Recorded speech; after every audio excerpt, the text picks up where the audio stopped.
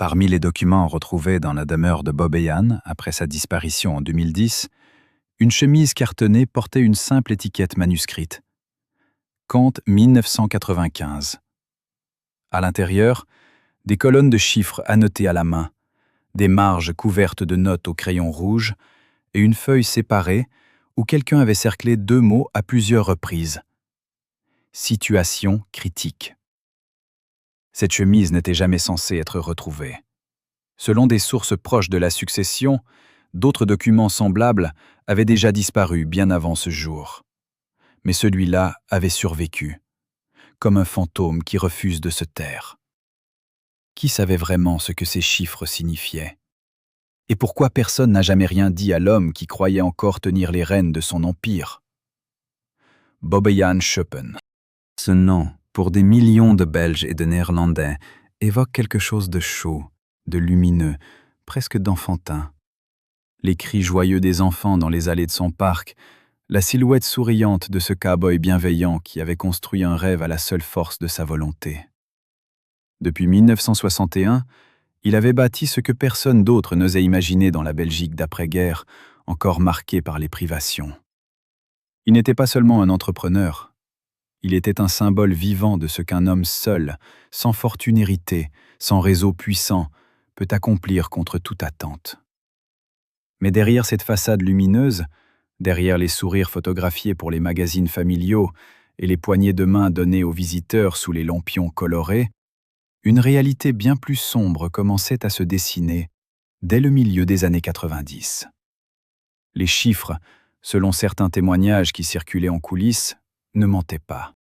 Les dettes, murmurait-on, s'accumulaient dans l'ombre.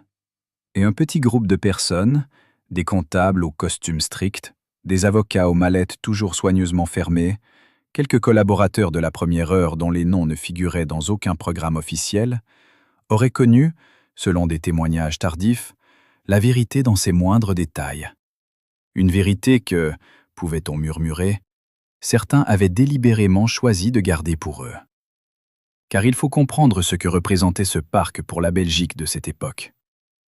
Pendant que des familles ouvrières économisaient pendant des semaines pour s'offrir une seule journée dans cet endroit enchanté, pendant que des générations entières grandissaient avec le souvenir de ce lieu comme d'un paradis accessible à tous, les hommes en costume qui géraient les livres de comptes savaient, eux, que ce paradis était en train de se fondrer.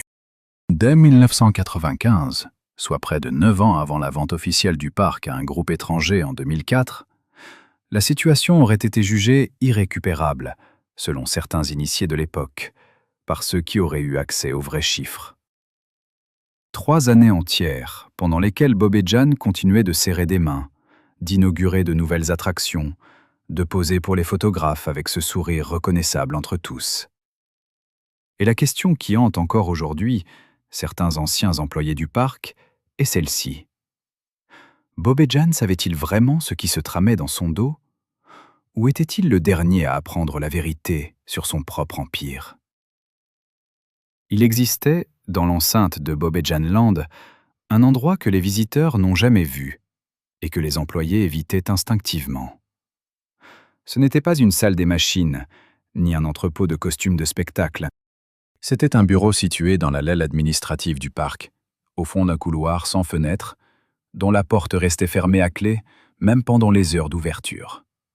On apercevait parfois de la lumière filtrée sous la porte très tard le soir, alors que les attractions s'étaient tues dans l'obscurité depuis longtemps. Qui se réunissait là, et pour parler de quoi, pendant que les familles rentraient chez elles avec leurs souvenirs du jour?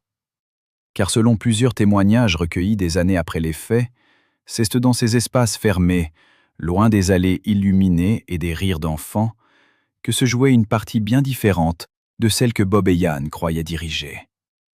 Les conseillers financiers du parc, dont les noms n'apparaissaient sur aucune affiche, sur aucun programme de spectacle, sur aucune coupure de presse, se retrouvaient régulièrement dans ces locaux pour examiner des chiffres que personne d'autre ne devait voir.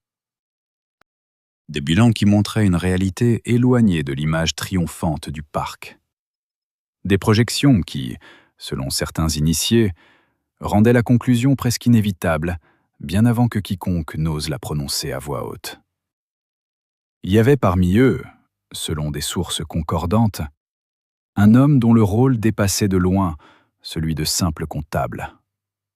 Un homme qui connaissait les dossiers bancaires du parc dans leurs moindres détails, qui entretenait des relations avec des investisseurs étrangers bien avant que la vente ne soit officiellement envisagée, et qui se déplaçait entre Anvers, Bruxelles et d'autres capitales avec une discrétion remarquable pour quelqu'un censé gérer les finances d'un parc familial. Les anciens employés qui l'ont croisé dans les couloirs décrivent tous la même chose. Un homme poli, presque invisible, dont le regard semblait toujours calculer quelque chose que les autres ne pouvaient pas voir. Était-il le protecteur discret d'un empire chancelant, ou le principal architecte d'une transition que Bob et John lui-même n'avaient pas encore acceptée? Ces rencontres nocturnes ne semblaient pas être des événements isolés. Selon des récits qui se recoupent avec une précision troublante, elles se tenaient plusieurs fois par mois à certaines périodes, notamment vers la fin des années 90. Des voitures garées discrètement en dehors des heures normales, des mallettes portées rapidement jusqu'à cette aile administrative. Et le lendemain matin, rien. Pas un mot, pas une mention dans les registres officiels du parc. Comme si ces réunions n'avaient jamais eu lieu. Et si c'était précisément là le but, effacer toute trace, avant même qu'elle ne puisse être retrouvée, alors qui, parmi ces hommes bien habillés, avait décidé de laisser Bob et John sourire devant les caméras pendant que son empire se négociait dans l'ombre? Les habitués de ces représentations de la grande époque se souviennent d'un détail précis. Avant d'entrer en scène, Bob et John avaient un geste invariable, une façon de toucher le bord de son chapeau avec 2 doigts, comme pour vérifier que le personnage était bien en place. Ceux qui l'ont vu faire cela des centaines de fois disent que c'était plus qu'une habitude de scène. C'était un pacte personnel avec le destin. Et selon des témoignages de personnes qui l'ont côtoyé dans ses dernières années actives, à un moment difficile à dater précisément, ce geste avait changé. Plus lent, plus lourd. Comme si quelque chose avait commencé à peser sur la main qui touchait le chapeau. Comme si l'homme avait commencé à douter que le rite suffirait encore.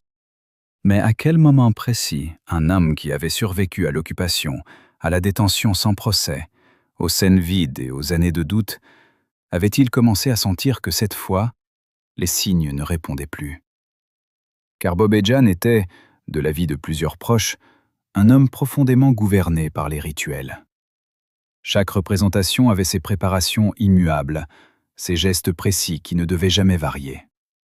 Ce n'était pas de la superstition ordinaire, c'était la discipline secrète d'un homme qui avait appris, depuis les spectacles de vaudeville de son enfance dans les villages de la province d'Anvers, que le succès ne survit que si on lui accorde le respect de la constance.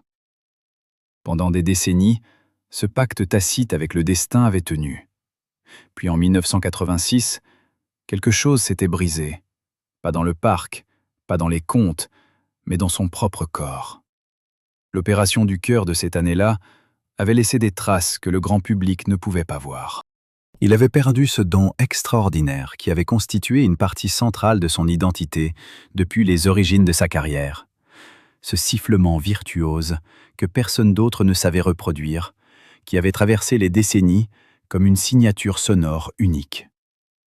Des personnes qui l'ont accompagné dans les années qui ont suivi décrivent un homme qui ne parlait jamais de cette perte, mais qui, parfois, s'arrêtait en milieu de conversation et semblait chercher quelque chose qu'il ne retrouvait plus. Qu'est-ce qu'un homme perd vraiment quand il perd la partie de lui-même qu'il avait rendue irremplaçable?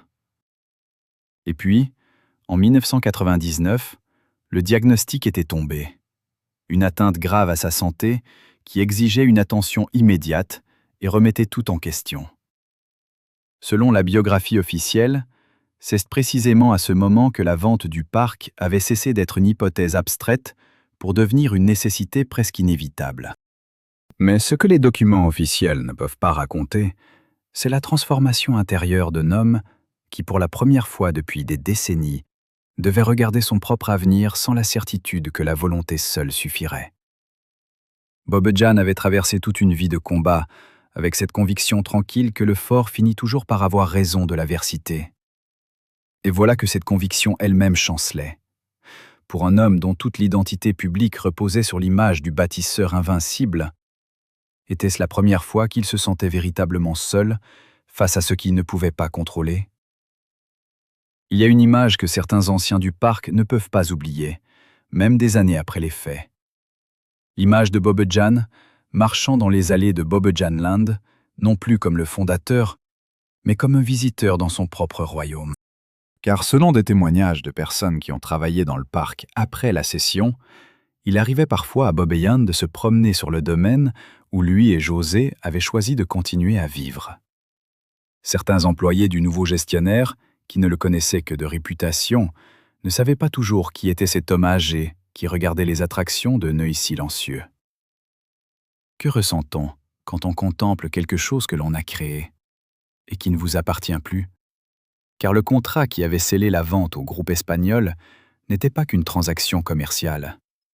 C'était un document qui redéfinissait fondamentalement la place de son fondateur dans l'histoire du lieu qui l'avait arraché à un marécage.